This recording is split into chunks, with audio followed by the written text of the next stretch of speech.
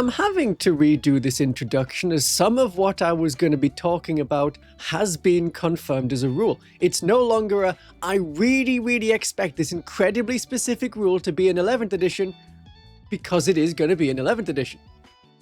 I only expected Games Workshop to do a reveal trailer of the next edition at the Adepticon livestream, not do rules revealed through muffled audio. What this video is about is rules that were just released in the Maelstrom campaign book. I'm not talking about the detachments, the mission rules, and how they are designed to be perfect for 11th edition. So bear with me. This gives a clear indication of what else is coming as rules in 11th edition. Games Workshop did this exact thing with the end of 9th edition before 10th edition. Their campaign books had a, can we write these rules? Can we playtest these rules?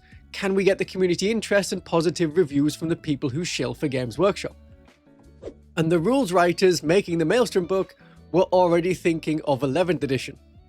So to make things work better in their heads, they make more of the core rules that you play the game with like they're going to be in 11th edition.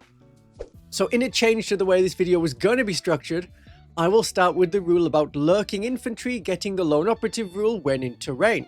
The rule I thought would be universally liked, the rule I immediately picked up on was like, I can make a video about that, because it helps to fix the L-shaped ruined terrain everywhere, every board is a city fight problem. What we're being told by Games Workshop about 11th edition right now is rather vague. Every question that gets answered leaves me with only more questions. But these Maelstrom rules are rules that already exist and are detailed enough for you to play right now. So if you don't have the book, I will tell you what the rules are, so that you could get some sort of 11th edition practice games in as you like. The next rule is lurking.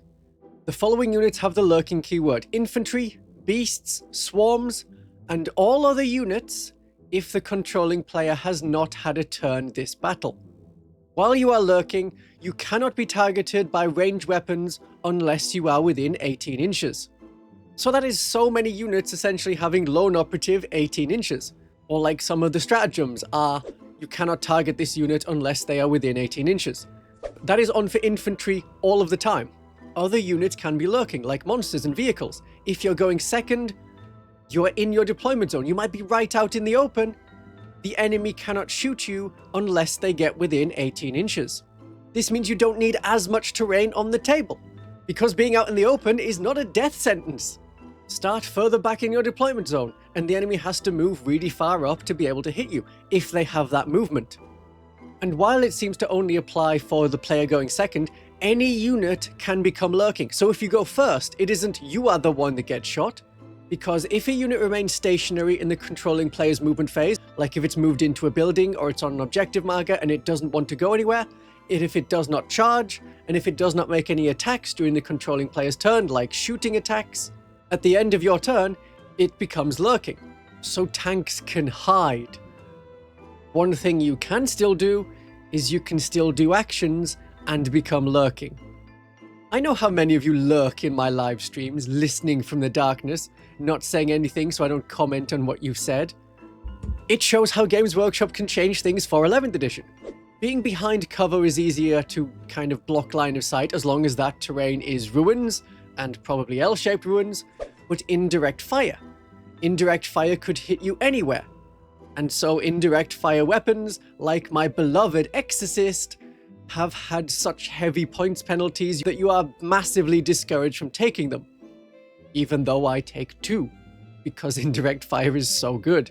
But indirect fire would now not affect you over a certain range. Lurking units cannot be targeted.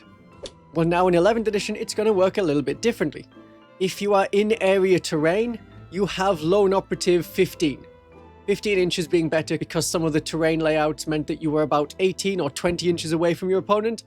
That's not too far to move to be in range to shoot them if they're 18 inches away. 15 inches is a better range. And unlike in these Maelstrom rules where it's 18 inches but anywhere on the board, 15 inches away and while you're only in cover means that indirect fire weapons, like mortars, can hit people out in the open wherever they are. That's the job of a mortar. And Games Workshop is also going to change it so that you get modifiers to the hit roll while you're in terrain, rather than +1 to your armor save. Sometimes. If your armor save is 3+, like a Battle Sisters, and you're hit by AP 0 attacks, no, you don't get the benefit of cover to your save. -1 to hit is important because flamers are auto-hit. Once again, flamers are the better weapon to fight enemies in cover. We're not just ignoring cover like, oh wow, so if you hit a Battle Sister with a flamer, you get to ignore the armor save boost that they were not getting anyway. But if it's -1 to hit, flamers auto-hit, they don't care that you're in cover. What we do need to find out is how the 15 inches can't shoot me works if not all of the models are in cover. How many models need to be in cover to get the benefit? Just one? More than half the unit, like it is in, say, Bolt Action or Conflict 47? And does terrain still block line of sight? Can we have more than just ruins as area terrain that blocks line of sight? If you can't be shot everywhere, you don't need as much terrain on the table, and the lethality of the game goes down. This is important. The game is too lethal. There are the occasional, oh, you just cannot hurt me because of all of the bonuses I have. -1 to hit, -1 to wound, halving damage, feel no pain. Yeah, you're not getting through that. But from 8th edition, the amount of lethality in the game was increased. Armor penetration changed. It used to be armor penetration 5. So that means if you have a 5+ or 6+ save, you don't get a save. Anyone else gets their normal save. AP -1 reduces everyone's armor save by 1. It affects more of the units and armies of the game, and makes it easier to kill them. More drastically was the wound table change. The wound table used to be very difficult to get up and over. That's why almost everything was strength or toughness 3, strength or toughness 4. Then you have a very easy strength 4 wounds toughness 3 on a 3, strength 3 wounds toughness 4 on a 5. If you were strength 3 against toughness 5, you used to need a 6 to wound. Now, with the new, easier to understand, no longer have to memorize this table, it's all simple multiplication and division, strength 3 wounds toughness 5 on a 5. It's easier to hurt your enemies. There are a lot more combat attacks as well. It used to be like 2 attacks per model if they charged. 3 attacks if you were a super specialized close combat unit like a Space Marine Assault Squad with chainswords and bolt pistols. Then you got another attack. But 3 or 4 attacks is now the standard for models. And then there's rerolls. Since 8th edition, charges are longer. It used to be you did your normal move and then you could charge up to 6 inches. That was 40k from like 3rd edition through to 7th edition. Now you can maybe move and advance, and then charge 2d6. You can charge from reserves, something you couldn't do in 4th edition or 5th edition. Sure, in the past you couldn't fail a 4-inch charge, but you could never succeed a 9-inch charge. And without initiative values, so that you could and probably would be Space Marine versus Space Marine fighting at the same time in combat, the charging person goes first. Fight first is very important, and you wipe out your enemy and take nothing in return. 9th edition then made it worse by adding more armor penetration to basic weapons like chainswords, bolters, most bolters, shuriken catapults, and there were weapons that ignored invulnerable saves to the point where all Marines had to have 2 wounds, Orcs became toughness 5, Tau gun drones did more defensive things, -1 to wound them, ignore a wound, and Armor of Contempt became a rule. Imagine current stratagem Armor of Contempt, but it's always on, all of the time, and it's on all units in the Space Marines, Chaos Space Marines, and Battle Sister armies. That was the level of, we need to introduce this rule just so some units can sometimes survive. And the meta in 9th edition was, there is no point having more than a minimum size unit, because a unit died so quickly. Why have 1 unit of 10 when the enemy's going to do 8 wounds and kill 8 of them? Better to have 2 units of 5, then they'll wipe out 1 unit of 5. And with auras coming from characters, 2 units of 5 get the same bonus as 1 unit. You didn't need to attach a character to a unit in 9th edition. And having 2 units means you can do 2 separate things. One of them does a mission, one of them charges the enemy. 10th edition tried again to reduce that lethality. It removed the cap of 10 for toughness stats. You can now have a toughness 13 tank. A melter gun that would have wounded it on a 3+ in 9th edition now wounds it on a 5+. And there are no more weapons that ignore invulnerable saves, apart from like 1 Crusade relic in 1 place. And devastating wounds are not mortal wounds. That was changed pretty quickly. so that the wounds caused by devastating wounds do not spill over across a unit. 10 devastating wounds kills one guy, rather than being like a mortal wound and killing 10 one-wound people. But 10th edition is still a very lethal game, unlike, say, 4th edition 40k. So the result of that, knowing how lethal the game is, understanding that is just part of it now, tables are full of terrain. The terrain is there to stop you being shot, which is why it needs to be line of sight blocking, which is why only ruins are used.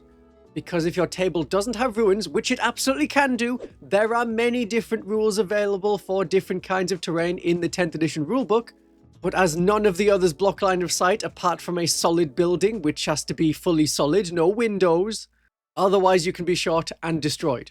One solution for 11th edition is shorter gun ranges, or you add something like the night fighting rule that caps all ranges at 18 inches, at which point, why would you ever have something that's more than that, unless it was only applying to, say, shooting other tanks and monsters, but you can't fire over 18 inches against infantry. If you have that, you don't need as much terrain. One of the twists in the 2025-2026 mission deck that many of you may have just thrown away, that says you can't shoot over 18 inches, and it calls out that boards with not a lot of terrain on them will want to use this twist. This lurking rule is a good rule. It's gonna help reduce lethality so you can play a game. They could do more to reduce lethality by upping health. Battle Sisters having 2 wounds, Orcs have 2 wounds, Chaos Marines have 3 wounds, the Red Corsair Raiders have 3 wounds, and they look like standard Marines. As long as it's none of the feel no pain, random time consuming rolling. Stat changes. Battle Sisters were toughness 4 in 2nd edition. If things are going to be less lethal, then the game will take longer because your units will be alive for longer. The Maelstrom mission has a very simple solution to this. The missions in this book are all incursion missions, ideal for 1000 point games. There already has been a rumor that Games Workshop is reducing the size of the games. Make 1000 points a more standard game size. That may be something that doesn't last the whole edition, could just last some of the edition, just long enough so it's easier to get more people playing the game before you then say, hey, try some 2000 points. Get some of that in you. We'll have to see what they do with the standardization of points. But 1000 points and these missions in the Maelstrom book work really well. There are also changes to how you make your army. At the end of 9th edition, the formations in the campaign books showed the way of the future. Where previously you made your army out of 5 different detachments or 3 different detachments and you got more and more command points depending on how many detachments you used. Instead you used the Arcs of Omen detachment, and that was what we now know as 10th edition. 3 of any kind of unit, 6 of a battle line unit or troops unit. That's what the 10th edition force organization was. So this is how it could work for 11th edition. Bearing in mind that this is still just talking about 1000 points, this could be how 1000 points are in 11th edition. We can also extrapolate it beyond that. So mustering your army, you can only have 1 epic hero, you can only have 1 of each character, monster and vehicle, you can have up to 4 of a battle line unit, you can have up to 2 of any other kind of unit. That's somewhat similar to what we see in the 2025-2026 mission deck for Incursion, the 1000 point games, but it's added on some extra stipulations. Not as many epic heroes, not as many vehicles. So you could have 2 Carnifexes in the same Carnifex unit, but you couldn't have 2 separate Carnifex units. You would have to have a Screamer Killer and a Carnifex. That would be fine. You couldn't have 2 Leman Russ battle tanks because you've already got the datasheet of that name, but you could have a Leman Russ battle tank and a Leman Russ Eradicator. It took me a while to figure out what Games Workshop was talking about. They don't use UK English. Like, you can only include a unit in your army if your army does not already contain 1 epic hero, if that unit is an epic hero. That doesn't make sense when you first look at it. Your army does not already contain 1 epic hero if that unit is an epic hero. It's referring to 2 different kinds of units, but in the same line, and also mentioning epic hero. That's not easy to understand, but that means not to 1 epic heroes in your army. Saying not to 1 epic heroes in your army would be great. Games Workshop could really do with running this through. Let's make it simple enough for the average person to understand unambiguously. the first time. Not to one is something that works in Warhammer Fantasy. We have that already. Sorry, Warhammer the Old World. People understand UK English. If you have fish, you can have chips, but you can't have another fish. You can have up to 4 units of chips.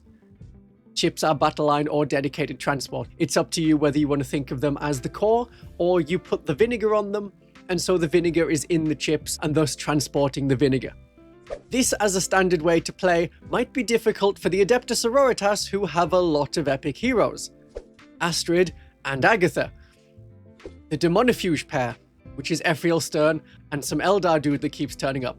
Junith Erewhita, Morven Val, Saint Celestine, the Triumph of Saint Catherine, Celestine Sacrosanct Aveline. Dogmata character on chair. That could be fine for 1000 points. Now, Paragon Warsuits can only be led by Morven Val if you're not using the Crucible of Champions rules, which came with the Maelstrom campaign. And I discourage you from using them in a 1000 point game. But maybe for bigger point sizes, this limit could be upped to 2 or 3 for 3000 point games. Like, for every 1000 points you're playing, you can have 1 epic hero. That is another very clear way to phrase this for 11th edition. And then there's no ambiguity. There's no like, okay, we're playing 1600 points. Is that a Strike Force mission? So that means I can have 2 epic heroes. If instead it was, well, no. For every 1000 points you're playing, you can have an epic hero. But this table could absolutely be the core of 11th edition. Rules like this is why I make videos like this. If, as I suspect, this is going to be compulsory for all 1000 point games in 11th edition, if you plan on playing on the tabletop, you need to know this, and then you won't start an all-epic heroes battle sister army. Which sounds very cool. And this as a change to what you can take, even at 1000 points, would be significant. No double Land Raider, you'd have to at least have different kinds of Land Raider. Something the Custodes can't do, as they just have a Venerable Land Raider. You can't just spam great units or try and stat check your opponent. Say, hey, most of the things in my army have this incredibly high toughness, incredibly good save and lots of wounds. You won't be able to fight through that, unless you have dedicated weapons across your entire army to fight through that. That kind of tactic is harder to do, and it still leaves you with enough units available so that even the small factions like Emperor's Children, the Leagues of Votan, yeah, okay, they're definitely a small faction, they can still have a varied army and play 1000 points. Some people would like this as their standard 1000 point game in 11th edition. You'll have to let me know in the comments, please. Prove that you're not a bot. And some people will only care if this changes games higher than 1000 points. But it matters for any advice you're thinking of taking or giving on what units to buy. Buy what's cool, but not 60 Battle Sisters? Ah, that does sound cool though. Maybe don't buy anything from Games Workshop for the foreseeable. That's a good plan. Stick with that until we know what's coming out in 11th edition. There are additional core stratagems, and they seem to look at addressing problems that people have, especially in 1000 point games. Or just games of 40k generally. If everything is lethal, what if you could just bring back a unit? Warp Revenants. It's only going to apply if you get killed immediately, but it's any phase in the first battle round, so say you did get shot off the table immediately, if it's a battle line unit that was just destroyed, you get a new identical battle line unit in strategic reserve. That is a good counter for I go first, I blow you up. It means that if you are limited in the kind of terrain you've got that can hide your troops, hide your tanks, hide your monsters, hide your wives, but don't hide your battle line units, because if they get blown up, you can bring them back. There's a larceny stratagem, which is about slapping objectives out of people's hands. There's a relic style mission going on in this book. Objectives are scored at the very end of the game, and you can pick up and move objective. It's like the 6th edition relic, but there was only 1 relic in that relic mission. I don't think that will become standard in 11th edition. I think that is just a gimmick of this particular book.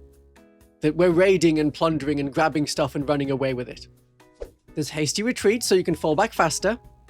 You do a fallback move and then go an additional d6, meaning that it is possible to get away from your attacker, because if they move 6 inches and then they charge you and they fought you and you now fall back and it's 6 inches, in their next turn they will move 6 inches and charge 2d6. They're going to catch you again.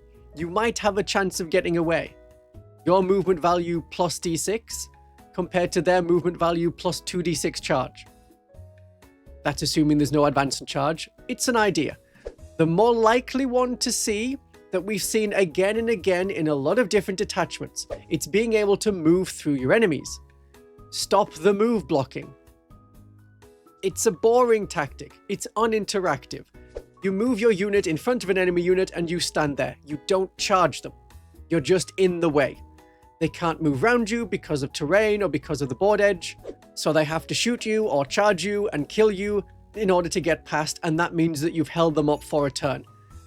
It is kind of boring, but fortune favors the bold. Every model in the unit has to take a desperate escape test. Remember, the desperate escape tests instantly kill you if they're failed, so don't do it on tanks or monsters or special heroes or super elite units. But move blocking is harder as you can move through the enemy units. You cannot end in engagement range with them, but you can move within engagement range of them. So if you were behind a wall, and because of the wall blocking thing, it's like, okay, I can move through ruins because I'm infantry, but I can't move through my opponent because I cannot enter engagement range of them. Well, now at least there's a stratagem so that you can move through the wall and through your enemy, get past them and on the other side. You're not entirely boxed into your deployment zone just because the enemy went first and moved, say, some pure strain gene stealers or jackal bikers right up to the wall. If any of these stratagems made it into the core stratagems of 11th edition, I would like it to be this one. How missions are determined is going to be a big thing in 11th edition. And very much so, as we are told that the mission you're playing is determined by the detachment that you take. Now this could be replacing secondary missions, sort of like how fixed secondary missions are now, like the Imperial Agents Elimination Force with Assassin wants to kill characters, so they get victory points for killing characters. Or it could be more like the faction-specific secondary missions from 9th editions. Tell me which one the shrine is, my battle sisters will go and defend that shrine. I just hope that Games Workshop doesn't think that balance is going to be based on these secondaries. We saw that a lot in 9th edition. Super powerful unit, or we'll just make it so it can't do a particular secondary mission. Or the army is doing well, so we'll tone down some of their victory points that they can score for secondary missions. Like, imagine if their Catan nerf that they did in the last balance patch was that, okay, Catan can't do secondary missions on objectives. Well, that's not really changed anything. But 11th edition is going to be the most balanced edition, apparently. Super balanced. Focus on balance. We'll see. This might be another thing they can balance. But hey, we can get quadruple nerf now. Changes to stratagems, changes to unit abilities, changes to points, and also changes to secondary missions. Or what if the primary missions were what is replaced by the detachment you're using? Each detachment could have a keyword, like a stealthy detachment or a hold the line detachment that might fit the Imperial Fists. And then it isn't just, okay, how strong is this detachment, but is it the style of play that I like? With an army keyword of, okay, it's defensive. The Imperial Guard will score victory points for holding their deployment zone. And then it could be that primary mission is basically, you have a way to score, I have a way to score, and I have to do my thing while stopping you from doing your thing. That would mean that every time I fight, I have the same primary mission for me. I score victory points in the same way, and I just need to stop whatever your thing is. It isn't taking circles, but it's the same mission over and over. Or, as in this Maelstrom book, the choices of detachment are what determines primary mission, down to determining who is attacker and defender. Say these were keywords. Planned strike is a keyword, ambush is a keyword. Is your detachment a hold prize detachment? Like the Imperial Guard mostly would be. Then you cross-reference with the enemy's detachment keyword to see what the primary mission is.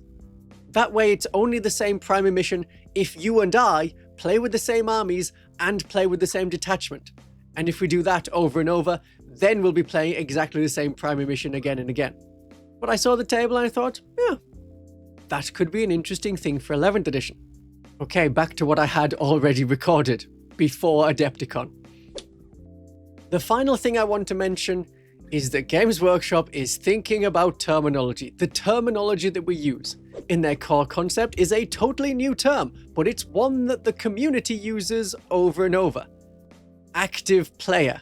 This simply means whose turn it is. Rather than being like, okay, it's the combat phase, who fights first, not who fights first, who gets to fight with a unit next. Well, it's the person whose turn is not taking place that gets to do it. Or we could say the non-active player, or the active player for the person whose turn it is. Great, I'm glad Games Workshop is catching up with terminology. They did this in 10th edition as well. 9th edition didn't have words like deep strike or infiltrate.